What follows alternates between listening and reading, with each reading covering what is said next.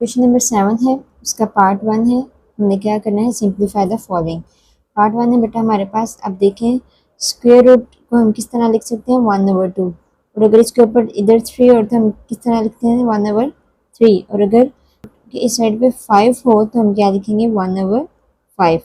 इधर 5 है तो हम होल पावर में 1/5 लिख लेंगे। होल पावर में 1/5 लिख लेंगे। ऊपर क्या जी, X power 15, y power 35 over में z पावर 20 मल्टीप्लाई करवा देंगे। इस सब ये वाली जो पावर है इस बाहर वाले पावर के साथ मल्टीप्लाई हो रही है, तो बेटा मल्टीप्लाई करवा देते हैं। x पावर 15 मल्टीप्लाई हो रही है 1/5 के साथ, y पावर 35 मल्टीप्लाई हो रही है 1/5 के साथ, ओवर z पावर 20 मल्टीप्लाई हो रही है 1/5 के साथ। ठीक है जी। अब हम कटिंग पॉसिबल है तो हम कटिंग कर लेते हैं। 5 1 जा 5 3 जा, x पावर 3, y पावर 5 1 जा 5 7 जा 35, 7 आ जाएगा। 5 1 जा 5 4 जा 20 और z पावर 4 आ जाएगा। ठीक है, यही हमारे पास इसका आंसर है। पार्ट 2 है, क्यूबिक रूट है। तो फर्स्ट ऑफ ऑल हम इसके फैक्टर बना लेते हैं 27 पे। 3 9 जा, 3 3 जा एंड 3 1 जा। Cubic root 1 2 3, 3 power 3 and whole power 2x है। इसको मल्टीप्लाई करवा देते हैं।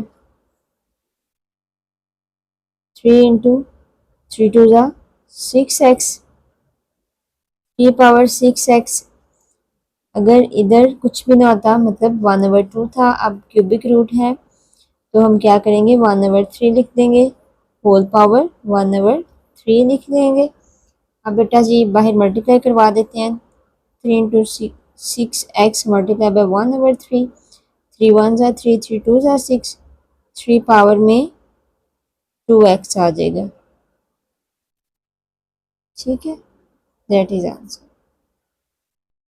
पार्ट 3 है, 6 into 3 whole power n plus 2।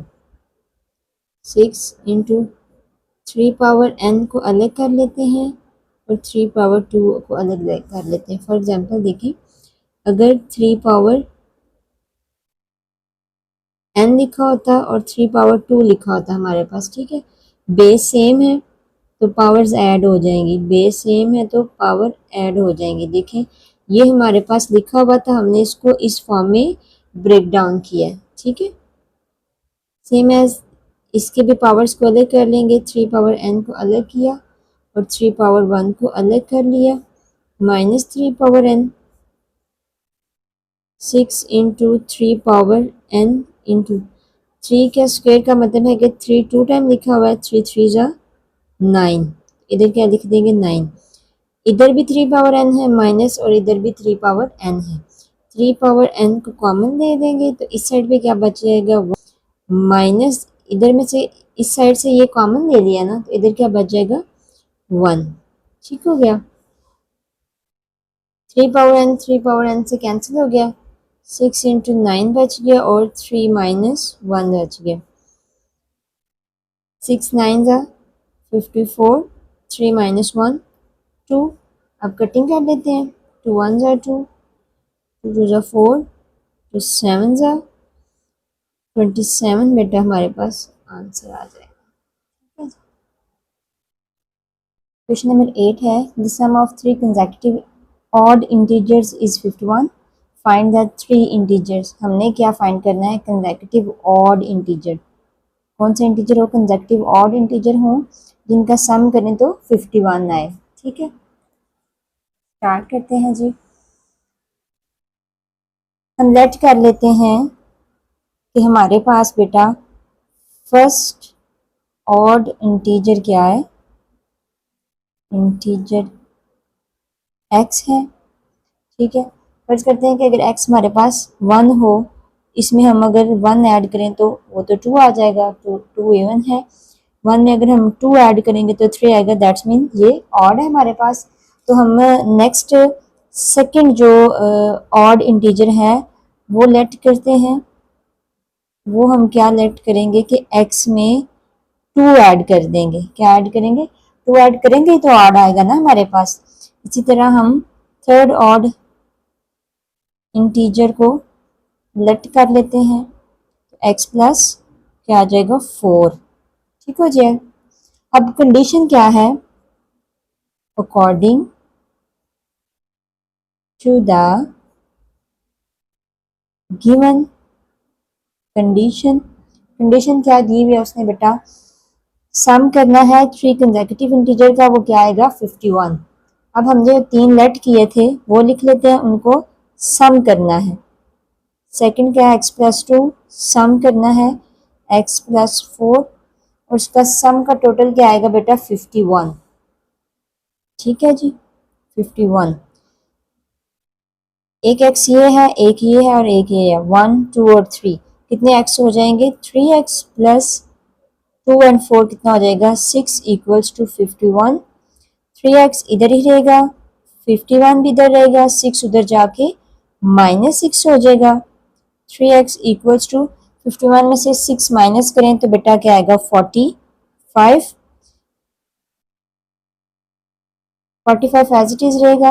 3 इसके साथ मल्टीप्लाई हो रहा था, 3 उधर जाके डिवाइड हो जाएगा। 3 1 are 3, 3 1 are 3 एंड 3 5 are 15। तो x क्या आ गया हमारे पास 15, यानी फर्स्ट इंटीजर क्या है? ऑड इंटीजर हमारे पास क्या आया 15। अब हमने सेकंड ऑड इंटीजर फाइंड करना है। सेकंड ऑड इंटीजर वो हमने क्या लेट किया हुआ था? x प्लस 2 लिख लेते हैं। x प्लस 2, x क्या है हमारे पास 15, 15 plus 2 equals to 17। Second odd integer भी निकल आया। अब बारी है थर्ड ऑड इंटीजर की। थर्ड ऑड इंटीजर वो हमने क्या लेट किया हुआ था?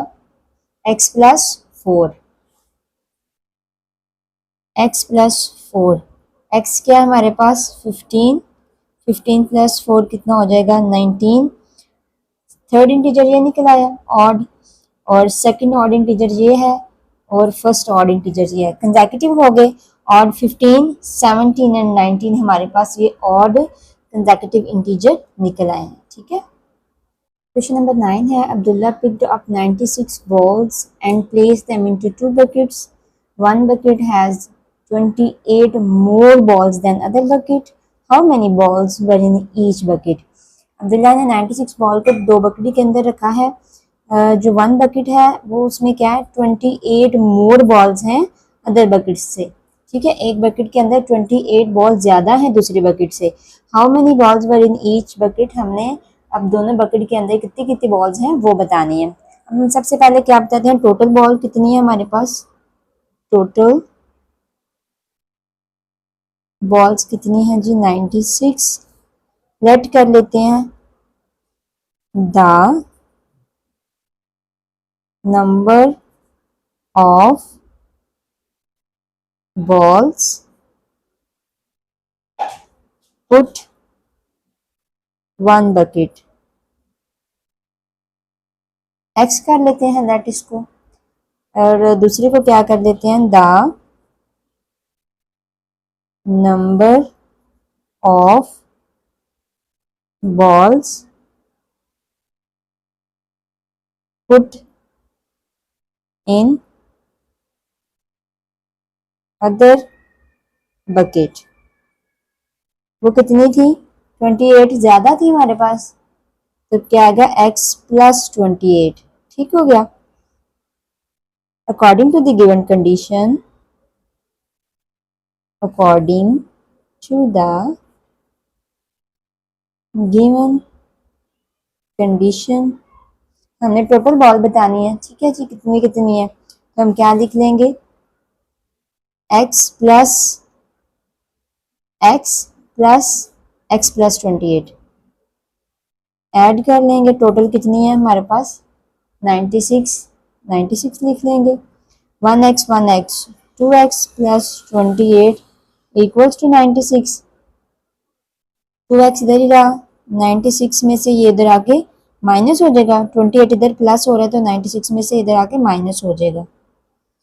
2x इक्वल टू 96 में से 28 माइनस करें तो बेटा क्या आएगा हमारे पास 68। x इधर ही रहेगा, 2 इधर मल्टीप्लाई हो रहा है तो इधर डिवाइड हो जाएगा। कटिंग कर लेते हैं, 2 1 जा 2, 2 3 जा 6, 2 4 जा 8। x हमारे पास क्या निकल आया है 34। यानी कि जो हमारे पास फर्स्ट बकेट थी उसमें जितनी बॉल थी वो कितनी थी 34। ठीक है, अगर पूरी स्टेटमेंट लिखूं तो क्या आएगा, the number of ball, the number of balls in first bucket 34 आ जाएगा। अब हमने क्या करना है, जिस सेकंड बकेट में बताने हैं कितने बॉल्स हैं बता देते हैं। Number of balls in second bucket क्या लेट किया था हमने, x plus 28, x plus 28, x क्या है हमारे पास 34 प्लस 28, 34 में 28 ऐड करेंगे तो 62 आ जाएगा।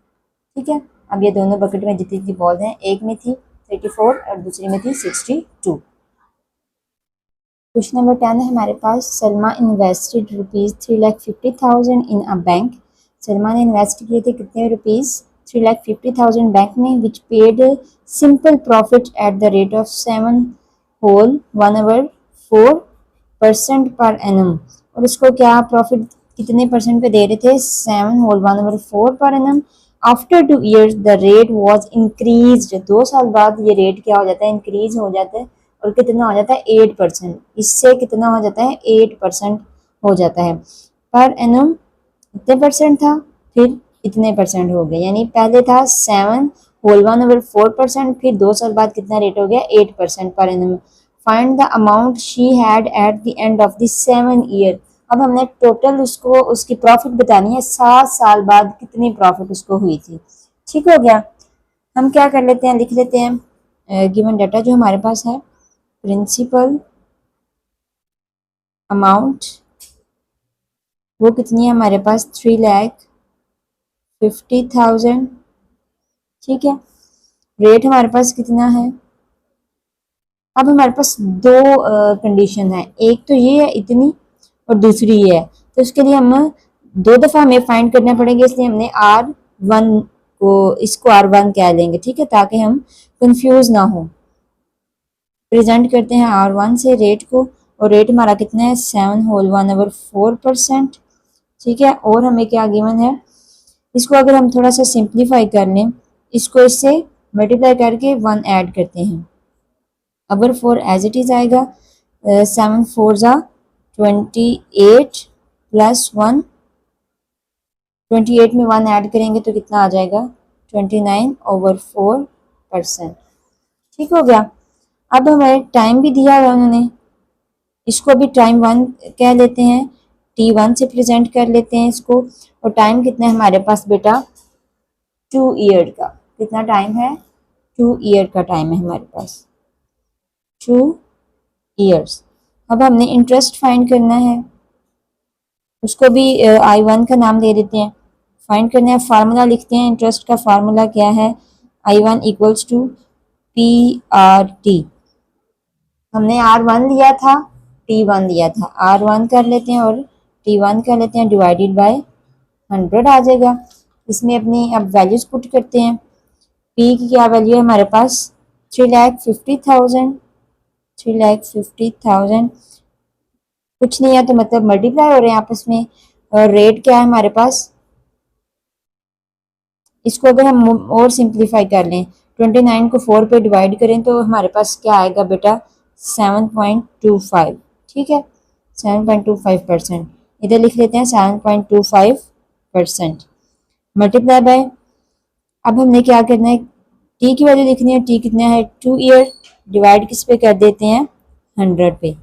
इन सब को आपस में मल्टीप्लाई करेंगे तो हमारे पास क्या आएगा 5075,000।